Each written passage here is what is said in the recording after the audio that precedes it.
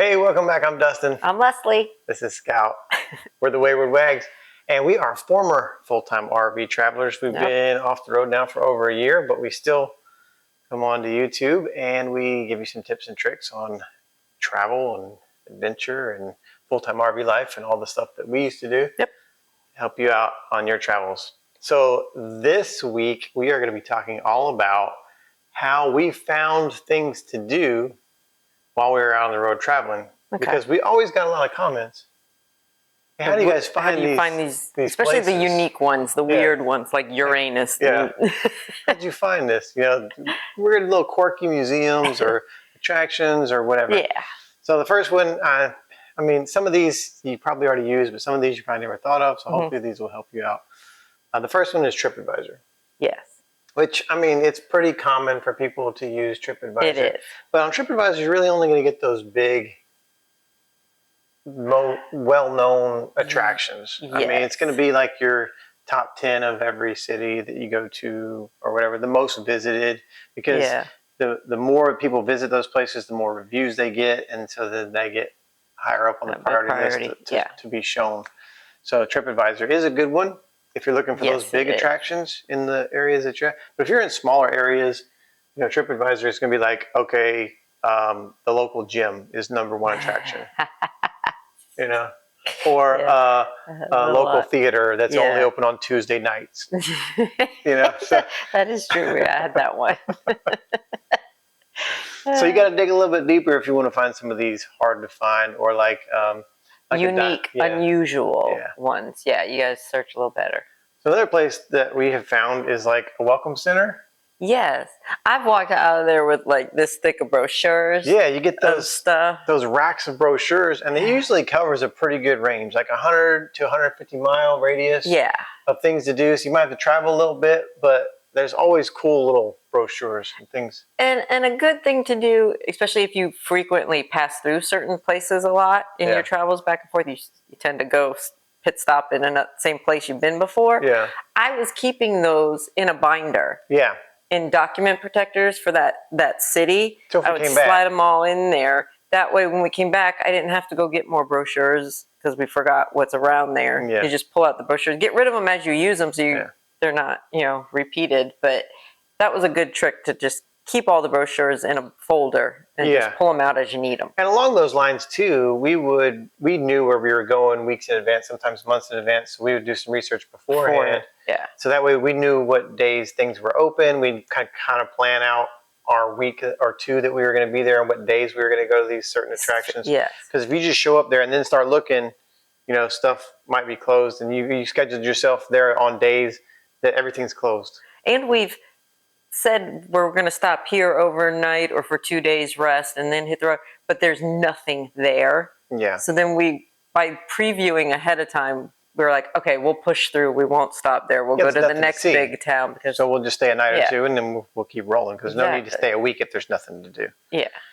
Thank you to the sponsor of today's video, Brooklyn Bedding. We've had our mattress for over 3 years now. We had it in the RV, and now we have a Brooklyn Bedding mattress in the new house. And it's by far been the best night's sleep we've ever had. Yeah, and one of the good parts about it is it's factory direct pricing, and so you have to worry about middlemen jacking up the price on you. And I love that they give you a 120-night sleep trial, so if you don't like it, you can send it back. If you need a different firmness level, they'll swap it out. It's perfect.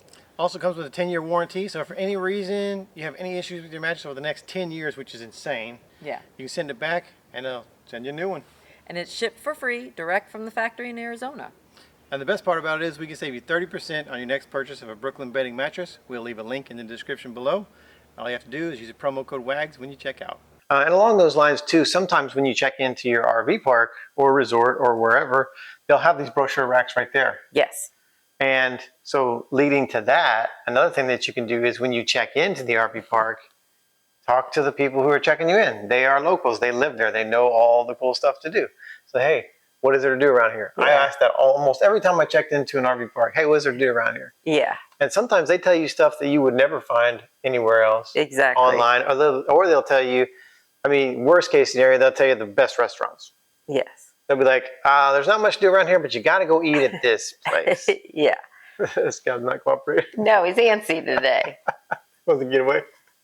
Didn't do anything all day, but now he's antsy. I know. So that the people who are working at the RV park, and then also other locals. So if you go out to this restaurant that was recommended by the person who checked you in at the RV park, and you go there, hey, talk to the waitress. Yeah, ask your server what's there to do around here. Maybe they know something. Or if you go to one attraction, talk to some of the people there, people who are like, you know, that work in. If you go to like state park or national park, talk to the local workers there. Yeah, ask what they recommend to do. What else is there to do around here? Yeah, and they'll know. Exactly. My biggest trick, the one that I used the most, was Google Maps. Yes. You wouldn't think Google Maps would tell you much unless you're looking for a specific. You already know what you're looking for, but that's not true. So what I would do is I would go into Google Maps and wherever we were at, and I would just type in attractions. Yeah. And attractions would populate a whole bunch of stuff.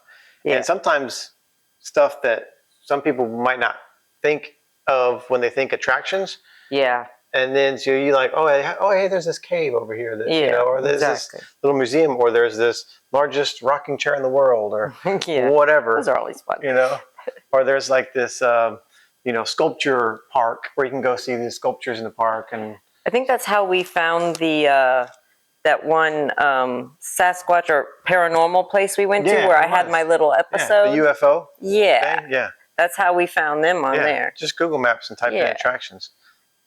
The last one, and there's lots more, but these are the main ones that we used, is, believe it or not, Harvest Host. Yeah. So even if you're not a Harvest Host member, you can go onto the Harvest Host website and you can look up all the Harvest Host locations, because these Harvest Host locations are farms, wineries, breweries, distilleries. Yeah. Sometimes museums, sometimes a bunch of cool different things. Yeah, it's ridiculous. And so you don't have to go and stay at the Harvest Host. You can go onto their website, look at all the stuff. If there's somewhere close to you that happens to be a Harvest Host, that you can go and explore that stuff too. And when all else fails, you could just search YouTube videos for things to do. Because believe it or not, we've all been to all these places, so we all have videos on this stuff. Just go on YouTube and say things to do in wherever you're going to be. And a bunch of YouTubers are going to pop up with their reviews on places. And you might even see us pop up on some of your searches if you search for some of that stuff, because we did a lot of stuff all in the country.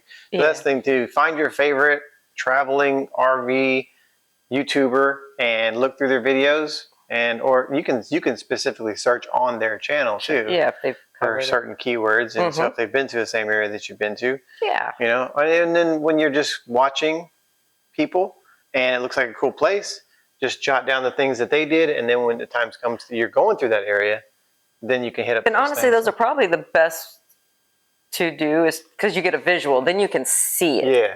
And know what you're going to show up to and not be disappointed. And don't feel like by watching the video it's going to ruin it for you, because trust me, when you go to these places, and we film these places, we're only showing you a couple of minutes and all, like, just some highlights of. So you got to actually go, especially museums. You go and read all the stuff and learn all the stuff. Go on a tour, guided tour, whatever. So it's going to be way different in person. It's going to be way better in person. So it's just a kind of a guide for you when you watch these videos. Exactly. Yep. Anything else that you can think of that would help people find things to do? No. Just get out there and have fun. Hey, leave us a comment if there's something we missed. Leave us a comment, because other people will look through the comments and it'll give them some more ideas too. If you have some. And hey, stick around for just a few seconds. We're going to honor a fallen hero. If you want to get involved with helping us help veterans, everything you need to know is right down in the description of the video. Appreciate you watching. We'll see you next time. Bye. Say bye, Scouts. Such a wiggle worm today.